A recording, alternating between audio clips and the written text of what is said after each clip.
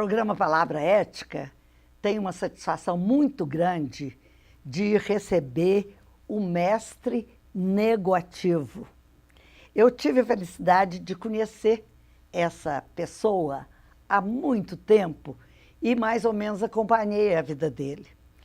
Por isso é que eu falo da alegria muito grande de recebê-lo aqui, por causa da vida intensa em relação a uma área que eu considero fundamental, aliás, todo mundo considera fundamental, que é a área de trabalhar com crianças e adolescentes. Além de isso aí, estou falando durante a trajetória dele, ele vai contar, né, tudo direitinho.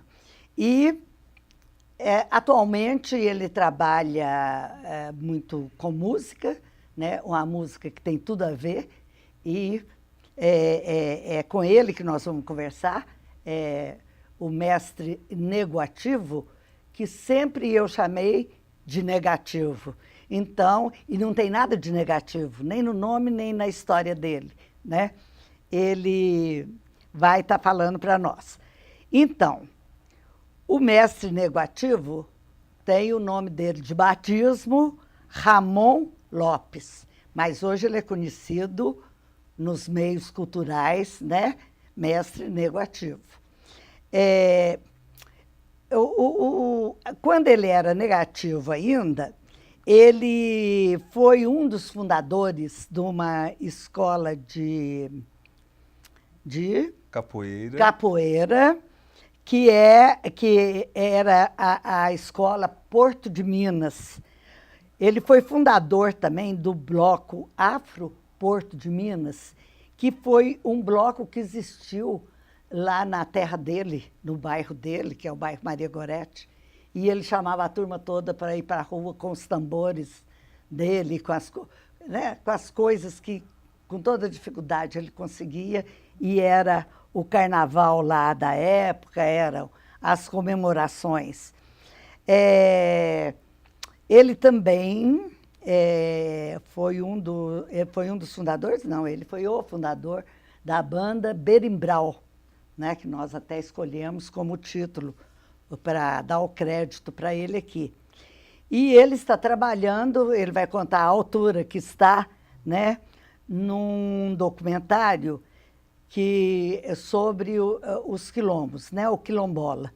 Então, não sei se vai ser filme, se vai ser documentário, que nome que vai ter, e ele vai, de modo que vocês veem que nós temos, assim, muito que trabalhar, que conversar com o Nego Ativo. Eu queria começar te perguntando, você que trabalhou ou trabalha ainda, bom, eu esqueci de falar que você também é coordenador do programa Música Não, ele é coordenador de música do programa Valores de Minas. Então, eu queria ver se você tem condição de fazer uma avaliação para mim da situação de crianças e adolescentes de Belo Horizonte hoje. E que você acha que tem por parte de instituições, de ONGs, como que esse trabalho hoje é feito em BH? Então, um salve a todos, né? É um prazer estar aqui contigo, que a gente tem uma história, uma consideração, um respeito um pelo outro. Muito obrigado. Então, a juventude hoje em Belo Horizonte, eu vejo que com o crescimento de alguns anos para cá dessa violência nas comunidades, também no centro urbano, assim, isso dificulta muito, né, esse trânsito desse jovem, né? Então o jovem hoje fica um pouco mais preso em suas casas, né? Então, para ele ter acesso à arte, porque até hoje, atualmente, acontece poucos projetos nas comunidades. Existem projetos maiores em alguns locais onde esses jovens dessas comunidades têm que se deslocarem e até esses programas, esses projetos, que eu até trabalho, né? Como você disse, eu trabalho num programa desse, assim.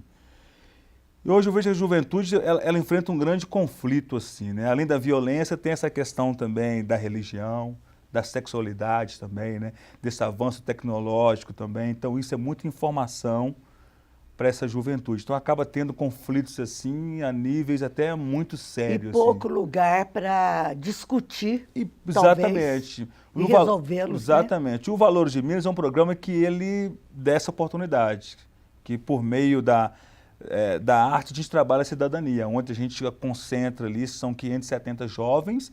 Vamos começar então, falando desse programa Valores de Minas,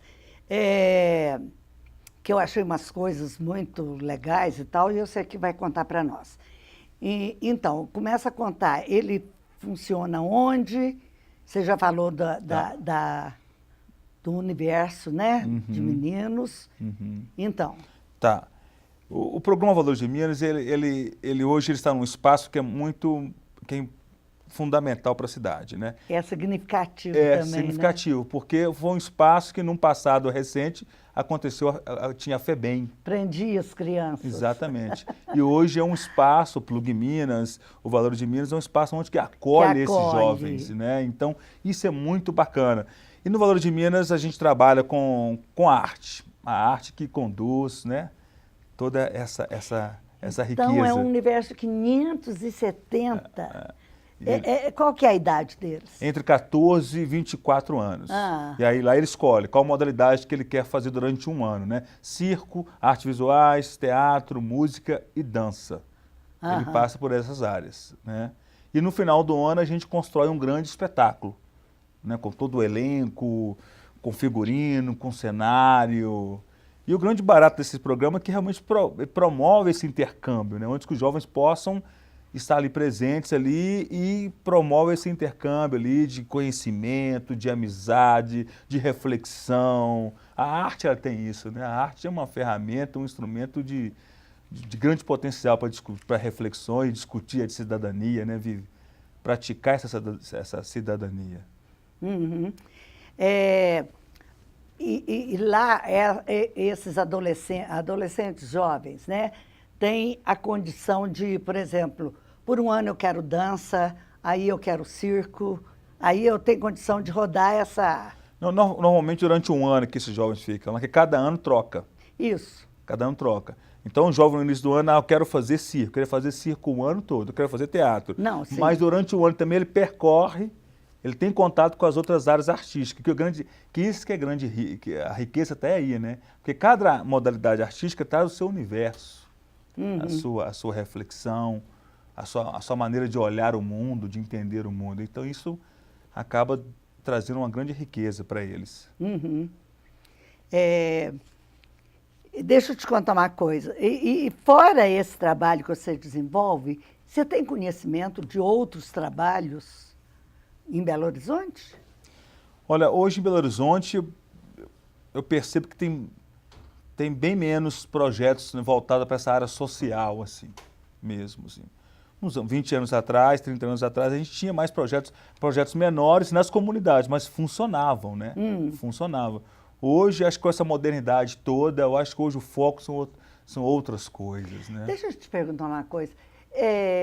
A falta desse trabalho nas comunidades, como é que você explica isso? Porque novas lideranças vão surgindo. Vocês saíram... mas outras pessoas vão surgindo. O que você atribui a quê essa falta de trabalho nas comunidades? Eu acho que acho que a modernidade, a tecnologia também, ela tem a sua contribuição que eu avalio como negativa aí. E também hoje, né, nas comunidades, os jovens têm uma condição maior de dar continuidade em seu estudo, de chegar a ter um curso superior, que 20 anos atrás, 30 anos atrás, era bem mais difícil.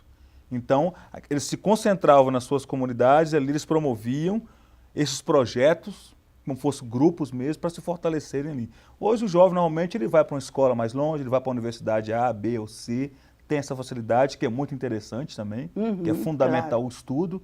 Então, mas isso também faz com que o jovem ele deixe de ter aquele olhar social comunitário. Eu entendi. Quer dizer que durante esse primeiro ano que ele fez uma escolha, né? Você fala da intercomunicação que tem lá, mas ele não frequenta outra. outra aula. Como é que se dá essa intercomunicação? O que eu vejo é de também, passar lá muito tempo? o que eu vejo também é com essa globalização também, né? Que eu vejo essa globalização como perversidade também. Ela seduz o jovem para um lugar também de fantasia, e aí vem esse materialismo, esse individualismo, esse egoísmo, que faz com que as pessoas diminuam essa sensibilidade de trabalhar no coletivo, né? É cada um para si, né? Eu me lembro que uns anos atrás a gente queria sempre fazer coisas juntos. As próprias brincadeiras, né? Antigamente as brincadeiras eram mais em coletivo. Hoje as pessoas têm essa coisa de ter o seu, esse é o meu, essa coisa um pouco mais esse egoísmo mesmo. Eu acho que essa globalização ela traz isso para o ser humano. Isso reflete diretamente para esse jovem. Então isso faz com que o jovem ele pense mais nele. Até porque o mercado de trabalho tá aí, é mais competitivo hoje em dia.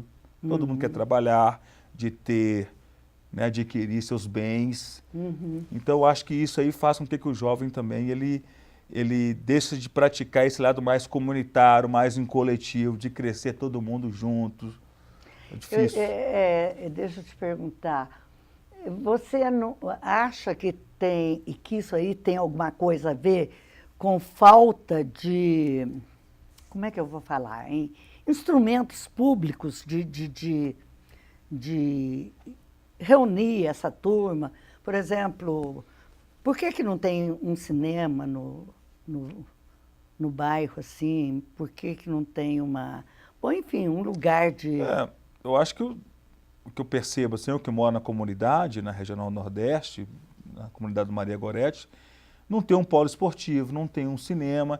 O que acontece? Acho que a globalização, por exemplo, tem um shopping grande próximo, tudo centralizado naquele shopping. Aí vai todo mundo para o shopping. E o shopping, tudo bem que é bacana, é importante, mas não tem essa identidade de compartilhar, de vivenciar essa coisa do ser humano. Não tem, é uma energia mais artificial. Chega lá, dispersa todo mundo também, né? Cada um vai ver... Aí vai viver o consumismo, né? O consumismo, exatamente.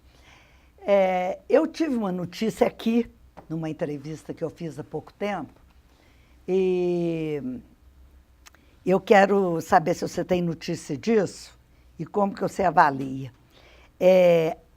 O projeto Miguelim, que eu acompanhei durante muito tempo também, era um projeto voltado mais para criança e adolescente em situação de rua, né? Projeto que acolhia, era um lugar que a meninada tinha para estar chegando, essa coisa toda. Eu tive a notícia que ele foi fechado. Você tem essa notícia? Você sabe como que você avalia? Eu não sei assim, especificamente o que aconteceu com o Miguelim, assim. Mas não só como o Miguelim, outros projetos também foram né, acabaram de repente, assim, a gente não entende.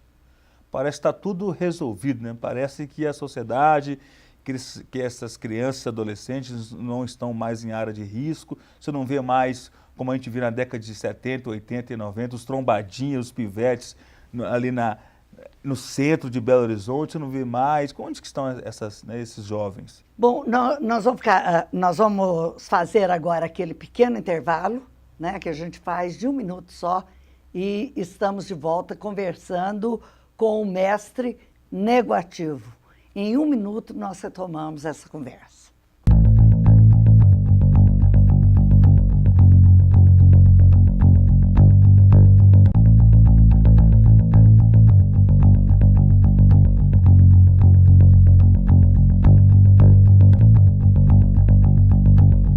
Quando você compra um DVD ou um CD pirata, não é só o artista que perde.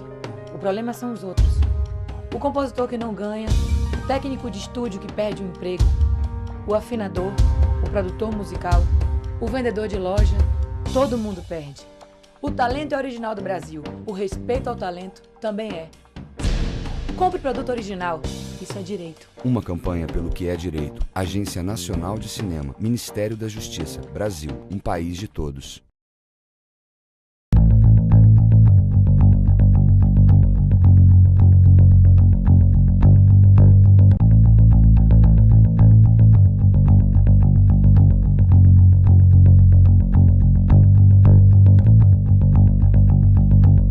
nós hoje estamos recebendo aqui na TV Comunitária, no programa Palavra Ética, o mestre negativo. É uma pessoa que trabalhou a vida inteira ou com movimentos populares, ou com os próprios meninos. Ele tem uma vida muito rica nesse tipo de trabalho social. Não vou perder muito tempo aqui, não. Vou passar para ele a palavra, para ele contar essa vida dele. Antes, eu quero apresentar um livro que ele lançou em 2011. Sim. Né? Tá um livro muito bonito. Deixa eu só passar aqui um pouquinho. Mas é a história da capoeira. O nome é Capoeiragem no País das Gerais. Então, aqui ele conta todo o trabalho que ele teve. Então, eu não vou falar muita coisa do livro. O livro está lindíssimo. Se alguém quiser dar de presente para, né, as pessoas que se interessam por essa matéria, acha em livraria? Sim, acha. Ah, então. Pode ter essa proposta, porque vai ser um belíssimo presente. Mas, então, eu vou começar o negativo. Eu vou te chamar de negativo agora para ficar mais tranquilo. Eu te conheci como um dos fundadores da Escola de Capoeira Porto de Minas, né? Eu queria, então, que você começasse a falar desse primeiro trabalho. O que era, como que funcionou? Então, eu iniciei na capoeira ainda muito jovem, né, 9, 10 anos, nos meados de 1970 ali e tal. Em 80 também eu dei continuidade, aí me filiei no Grupo Negrinho de Seara do Mestre Mão Branca, né, onde eu conheci o Ivan, teu filho, né, e tal. Em 1990 aí nós fundamos o Grupo Porto de Minas Capoeira, né, juntamente com o Niltinho, com o Rai. Isso. Fizemos esse grupo com outro olhar, com outra proposta, né, de praticar capoeira, de um intercâmbio entre as classes sociais e raciais de Belo Horizonte, esse intercâmbio entre a Zona Sul e as comunidades periféricas. Então isso foi muito rico, né, para a gente, assim, no qual a gente levou o nosso entendimento de vida, como a gente aprendeu também com outras pessoas. Isso foi muito importante. O Porto de Minas é um dos grupos também de grande importância assim, no cenário mundial hoje, né? Isso nos orgulha verdade. muito. Do Porto de Minas, vocês, inclusive, receberam convite de toda parte, né? Viajamos um pouco pela Europa, temos filiais de alguns países da Europa, estivemos nos Estados Unidos. Ainda tem as Ainda filiais? tem. Inclusive o Niltinho viaja agora, no início de novembro, ele vai para a Polônia, a Alemanha e Bélgica para dar curso. E o Rai, como é que tá? O Rai também continua a mesma coisa, na batalha dele, com o grupo dele, Oficina da Capoeira. Enfim, todos aí na mesma luta de sempre. Pois é. Eu queria... Bom, nós começamos a falar um pouco do Miguelim, que foi um projeto que nós temos conhecimento, parece que você também, né? E você falou uma coisa muito importante. Faltam hoje lugares, espaços que trabalhem a questão, principalmente, eu acho que principalmente da criança e do adolescente. Uhum. Eu acho que o jovem hoje, ele está sendo muito atraído, tanto por projetos como que vocês desenvolvem, como também para o tipo de estudo que está sendo oportunizado para eles. Uhum. Você já falou isso, mas eu estou falando para uma faixa menor, antes da universidade. Né? Eles estão sendo muito atraídos pelo Enem, estão sendo muito atraídos pelo Pronatec, né? E eu acho que toda a possibilidade de entrar nas universidades aumentou muito e tal. Então, eu acho que tem uma juventude que vai encaminhada por aí. Acho que tem uma meninada que você falou que sumiu da rua. Antes a gente tinha os pivetinhos, que você até lembrou, mas também esse pessoal foi coberto. Né? Tem gente que fala muito mal do Bolsa Família, mas o Bolsa Família foi que deu condições para os pais, né, terem um mínimo de segurança aí os pais são obrigados a manter também as crianças na escola. Eu acho que isso aí explica um pouco esse sumiço. Eu fico muito preocupada com essa meninada que vai aí talvez eu dei uma idade, mas que vai aí dos 10, 11, quando a menina está ficando mocinha mesmo, um rapaz, principalmente essa questão da sexualidade que você já colocou, para onde que essa turma vai, pelo amor de Deus? Então, essa juventude ele está exposta a essa violência, né? A esse reflexo dessa globalização perversa, né? Que de Milton Santos bem dizia, né? Né? Que ele, em seu pensamento, essa globalização como fábula e como perversidade. E essa modernidade traz essa sedução mesmo, né? Essa sedução. E o tráfico Mas de sabe o que drogas... eu pensei? Por exemplo, essa capoeira do Niltinho, do Rai, eles oferecem uma oportunidade, pode ter outros, quem sabe, espalhados pela cidade. A capoeira, nesses últimos anos e atualmente, ela se torna realmente uma ferramenta de socialização mesmo, de prevenção a essa violência que acontece hoje no mundo afora. Então, por exemplo, hoje nas escolas estaduais e municipais tem as escolas abertas, escolas integradas, porque a capoeira está presente percorrendo.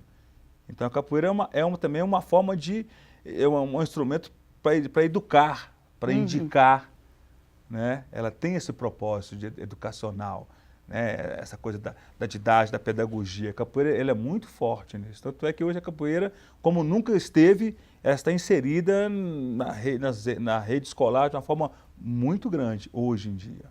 Deixa eu te perguntar, você quer acrescentar alguma coisa do que eu já falei? Para fazer a pergunta, eu falei não, eu estou falando do bloco Afro Porto de Minas. Ah, tá. Senão nós vamos passar para a banda Berimbau. Vamos passar o Berimbau e pro filme, né? Acho que tá bom. Eu acho que é o que você está fazendo. O que você mais faz hoje é participar do programa Valores de Minas, a banda e o filme. Então vamos focar aí na banda agora. Então, a banda Berimbau ela surgiu também de um projeto comunitário na casa de minha mãe, lá no Maria Gorete, por volta de 95, 96.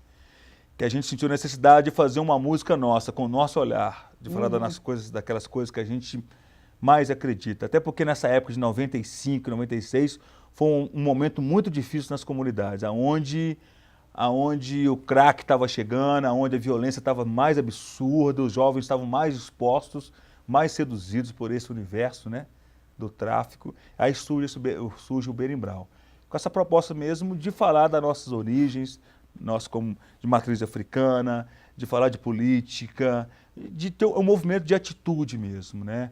Com as guitarras swingadas de James Brown, os contras baixos, né? O berimbau da capoeira elétrico de uma forma mais dentro do contexto da música pop, os tambores de Minas. E o Berimbau, assim, uma banda que deu super certo, a gente conseguiu viajar o Brasil quase todo. Nossa, que legal. Fomos 3 vezes para 3 turnês nos Estados Unidos, fomos para a Europa, 6 turnês na Europa. E agora, recentemente, a gente está com uma formação nova, que é bem interessante, buscando ex-alunos, que passaram em projetos com a gente, projetos sociais, que estão agora na formação atual do Berimbau. Estamos gravando um novo álbum, Lamparina, que é sobre essa realidade dos quilombos em Minas Gerais, pensando num passado, linkando com a atualidade. Como que eram as manifestações quilombolas no passado e como é hoje, nesse mundo globalizado? Então a gente está lançando aí, produzindo esse novo CD intitulado Lamparina. E esse trabalho do CD tem alguma coisa a ver com o filme? Então, tem tudo a ver, na verdade, né, o álbum Lamparina com o filme, que na verdade o filme, essa vivência, essa pesquisa, esse registro, ele vem primeiro. Eu sempre frequentei as comunidades quilombolas em Minas Gerais, diversas. Mas como meus pais vêm daquela religião, meu pai, ele vem de Diamantina, minha mãe de Conceição do Mato Dentro, então sempre percorri por ali e conheci, uns anos atrás, mais de uma década atrás, a comunidade São João da Chapada, que é município de Diamantina, onde existem até hoje os quilombos, Quartel de Indaiá, Bangua e Macaquinho. passei a frequentar esses quilombos e sempre andei com a câmerazinha na mão. E ali por perto tem muita coisa, Serra do Cipó, estou lembrando da turma de lá ali também. um lugar muito rico, né? Assim, Isso. culturalmente, assim.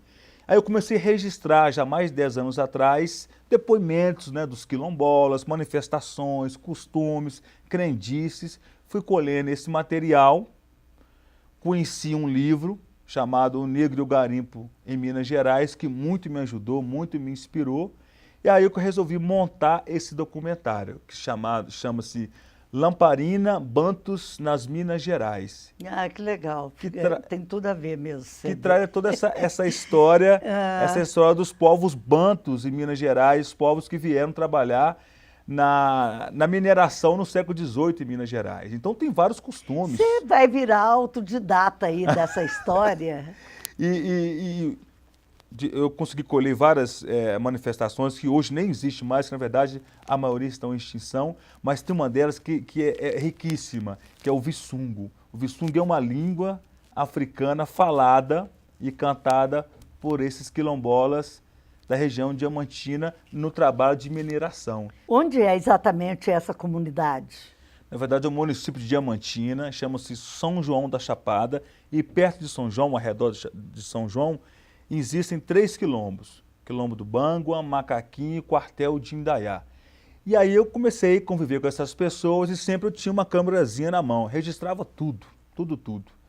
E com esse material de desde 10 anos para cá até hoje, em 2014, eu consegui colher um material, editei, eu mesmo aprendi mesmo, fui para as videoaulas na internet, Premiere ali, aprendi a editar, e fui melhorando as coisas ali, as câmeras, adoro cinema, pretendo fazer cinema. Beleza! E aí surgiu esse documentário, um documentário que tem 2 versões, um longa-metragem de 65 minutos e um média-metragem de 26 minutos, né, que conta toda essa história, esse comportamento, essas manifestações de um passado desse povo quilombola e hoje na comunidade, como que é a realidade dos quilombos hoje em Minas Gerais. Oh, muito bom, viu? Infelizmente, o nosso tempo acabou e eu vou te agradecer muito, né? Vou lembrar aqui para vocês que foi o mestre Nego Ativo que atendeu ao nosso convite, né? E ele passou por todos esses trabalhos que eu falei aqui, foi fundador da Escola de Capoeira Porto de Minas, foi fundador do Bloco Afro Porto de Minas, que foi um trabalho muito interessante lá do bairro onde ele mora. Hoje ele trabalha muito com a banda Berim Brown e o programa Valores de Minas, além do filme, né, do filme sobre os quilombolas, e ele deve estar pensando aí em estudar antropologia, cinema, né? Porque ele já está virando um autodidata aí na matéria. Então, agradecer muito e mais uma vez eu quero mostrar o livro aqui, Capoeiragem no País das Gerais. Esse aqui vocês vão conhecer a capoeira em Minas Gerais, como é que ela se organizou, toda a história da capoeira. E daqui mais um pouco nós vamos conhecer outro livro, e um filme, um documentário sobre a questão dos quilombolas. Então, mais uma vez, lembrando que esse livro aqui, presente de Natal, ó, tá chegando aí, de modo que, né? Então tá, eu vou despedir de vocês, agradecendo a todas as pessoas que nos acompanharam nesse trabalho, e até a semana que vem, se Deus quiser.